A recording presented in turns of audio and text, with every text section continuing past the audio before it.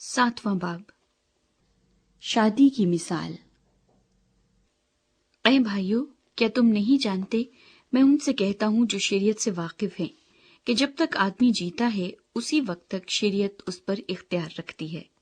چنانچہ جس عورت کا شوہر موجود ہے وہ شریعت کے موافق اپنے شوہر کی زندگی تک اس کے بند میں ہے، لیکن اگر شوہر مر گیا تو وہ شوہر کی شریعت سے چھوٹ گئی۔ بس اگر شوہر کے جیتے جی دوسرے مرد کی ہو جائے تو زانیہ کہلائے گی، لیکن اگر شوہر مر جائے تو وہ اس شریعت سے آزاد ہے، یہاں تک کہ اگر دوسرے مرد کی ہو بھی جائے تو زانیہ نہ ٹھہرے گی۔ بس اے میرے بھائیو، تم بھی مسیح کے بدن کے وسیلے سے شریعت کے اعتبار سے اس لیے مردہ بن گئے کہ اس دوسرے کے ہو جاؤ جو مردوں میں سے جلایا گیا، تاکہ ہم سب خدا کے لیے پھل پیدا کریں۔ کیونکہ جب ہم جسمانی تھے تو گناہ کی رغبتیں جو شریعت کے باعث پیدا ہوتی تھی موت کا پھل پیدا کرنے کے لیے ہمارے اعضاء میں تاثیر کرتی تھی، لیکن جس چیز کی قید میں تھے اس کے اعتبار سے مر کر اب ہم شریعت سے ایسے چھوٹ گئے کہ روح کے نئے طور پر نہ کہ لفظوں کے پرانے طور پر خدمت کرتے ہیں۔ شریعت اور گناہ۔ پس ہم کیا کہیں؟ کیا شریعت گناہ ہے؟ ہرگز نہیں، بلکہ بغیر شریعت کے میں گناہ کو نہ پہچانتا۔ مثلا اگر شریعت یہ نہ کہتی کہ تو لالچ نہ کر تو میں لالچ کو نہ جانتا، مگر گناہ نے موقع پا کر حکم کے ذریعے سے مجھ میں ہر طرح کا لالچ پیدا کر دیا، کیونکہ شریعت کے بغیر گناہ مردہ ہے۔ ایک زمانے میں شریعت کے بغیر میں زندہ تھا، مگر جب حکم آیا تو گناہ زندہ ہو گیا اور میں مر گیا، اور جس حکم کا منشا زندگی تھا وہی میرے حق میں موت کا باعث بن گیا، کیونکہ گناہ نے موقع پا کر حکم کے ذریعے سے مجھے بہکایا اور اسی کے ذریعے سے مجھے مار بھی ڈالا۔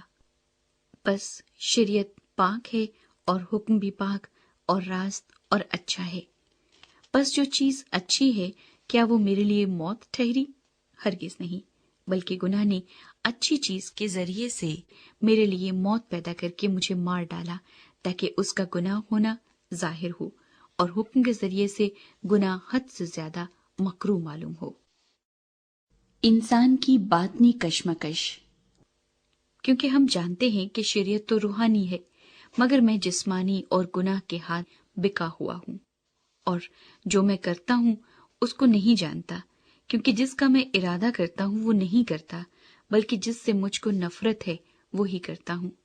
اور اگر میں اس پر عمل کرتا ہوں جس کا ارادہ نہیں کرتا تو میں مانتا ہوں کہ شریعت خوب ہے۔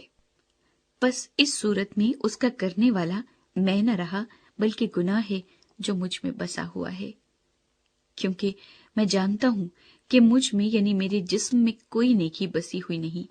البتہ ارادہ تو مجھ میں موجود ہے، مگر نیک کام مجھ سے بن نہیں پڑتے۔ چنانچہ جس نیکی کا ارادہ کرتا ہوں وہ تو نہیں کرتا، مگر جس بدی کا ارادہ نہیں کرتا اسے کر لیتا ہوں۔ بس اگر میں وہ کرتا ہوں جس کا ارادہ نہیں کرتا تو اس کا کرنے والا میں نہ رہا بلکہ گناہ ہے جو مجھ میں بسا ہوا ہے۔